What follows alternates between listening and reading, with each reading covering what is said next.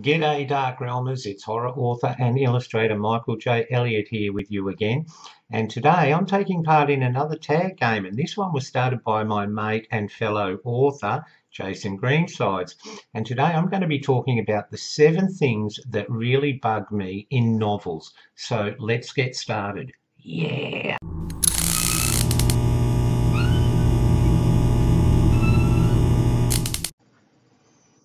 Okay, well, Jason mentioned this pet peeve in his responses, but it's my number one thing, and that is product placement and branding in novels.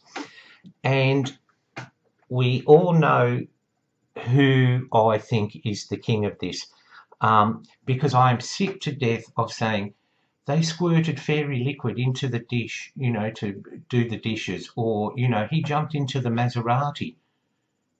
We don't need to know the brand. Like, we are not that invested in these characters that our lives are going to be enriched or enhanced because we know that they have an Apple iMac. Stop it.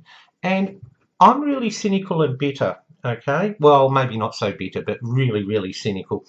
And we all know how traditional publishing is this world where they all sit around, and do think tanks and, oh no, we won't use that font and that.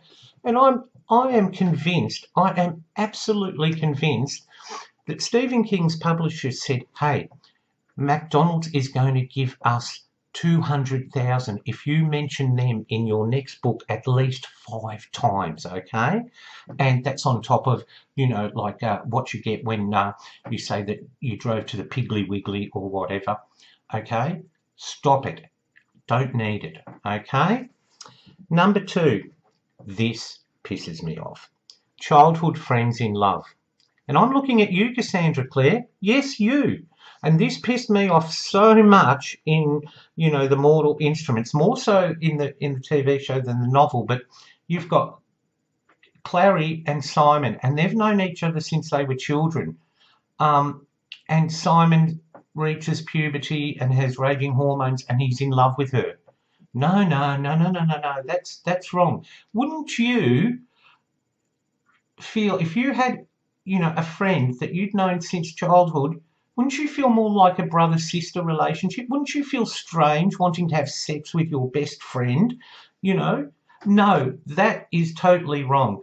And, it's been done in other novels. And I think to myself, this is just totally wrong. I don't think this is life in reality, and if it is, it's pretty weird. I don't want anything to do with it, okay? Number 3. Taking cultural norms for granted.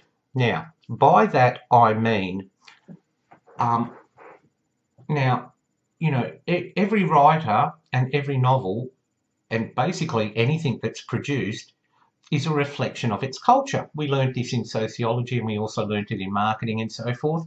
So I don't have a problem with, American authors and talking baseball or American football. But what I do object to is 5-10 pages about, NFL stars that I have no idea who they're talking about, and 10 pages of baseball stats. I don't need to know that. I am not going to go on the computer and look up some, basketball rookie of the year and find out his life story. I don't want to do that. I want to enjoy the book. Now, if I sat there and I wrote a book and I did 20 pages of describing a cricket game, could you imagine the outrage I'd get in the reviews? Oh, this author talks about things I don't understand. I wouldn't do it.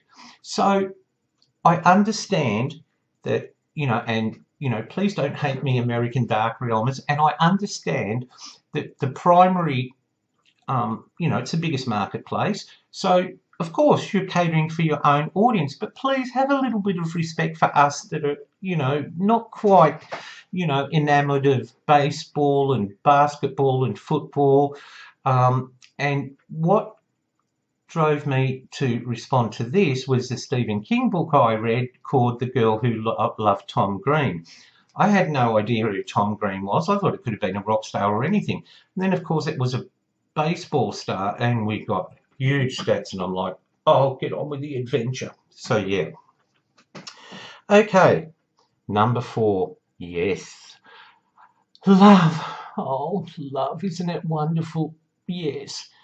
And all for love, like you can't have, novels without some sort of relationship, whether it be romantic or platonic or whatever. But I absolutely hate people who fall in love at the drop of a hat. And by that, I mean people who, they're down at the supermarket and bump trolleys and like, oh, hey, can I have your number? And then it's the romance of the century.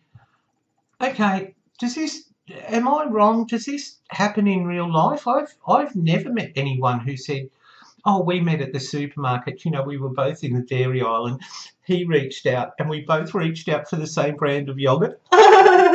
No, don't think that happens. I really don't think that happens, okay? I'm more likely to believe or be, still kept in the moment in a novel where, they meet at a party or friends introduce them or something like that, something that is more relatable, okay? Number 5, and this is a cliche, raining at funerals, okay? I don't know why, but,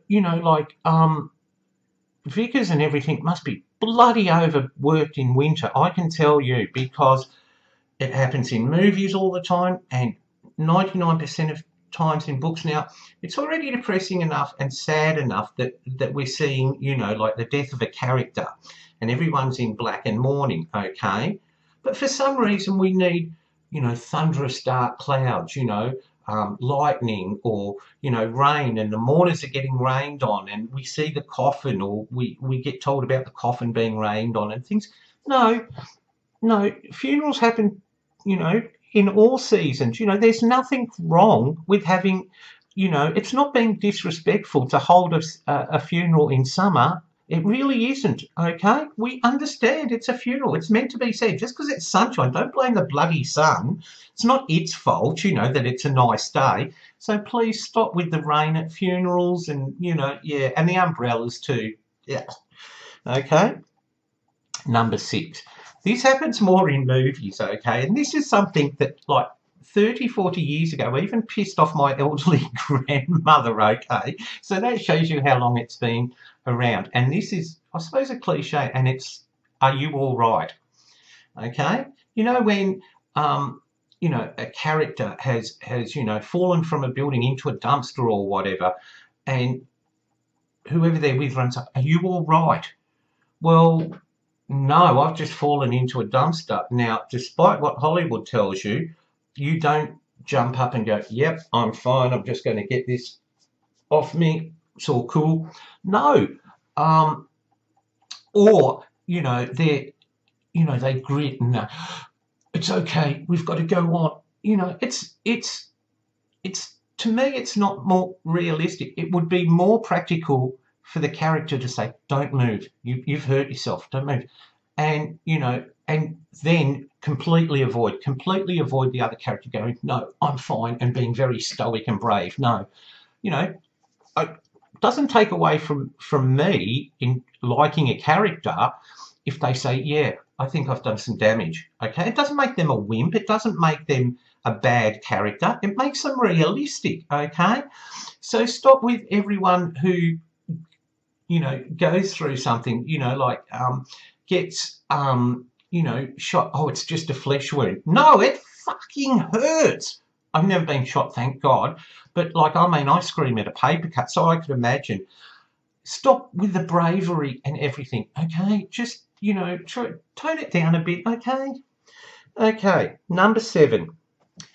And this ties in a little bit with what J.B.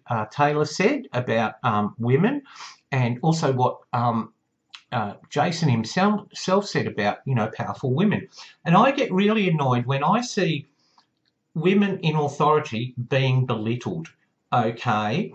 And it's always like, the female you know, superintendent or detective, and she's in a room full of, you know, her detective squad is all these, you know, testosterone-laden males. Oh, she's only a bird, you know, and she has to prove herself, you know, and she has to rise above, you know, the sniggers and everything like that. And no, it shouldn't be like that. For a start, obviously, it means that the female character is on the defensive from the word go, and B, it's also insulting to males because it makes out that males are automatically threatened by a female who is in a senior position above them. You know, just for once, I'd like to see, you know, a male detective, you know, it meets his new, you know, supervisor, whatever it is, and goes up and shakes her hand and thank you, welcome to the squad, man. This is so and so. We never get that. We get, oh, nice tits, or yeah, but she's good in bed. Stop it, okay? We don't need. It doesn't. It doesn't develop the plot. It doesn't make the woman stronger. It just detracts from things she could be doing as a character. Okay, she could be, you know, like forging ahead, but instead she spends her time proving to these guys and sort of having to earn their respect instead of having it straight away. That would make a nice change.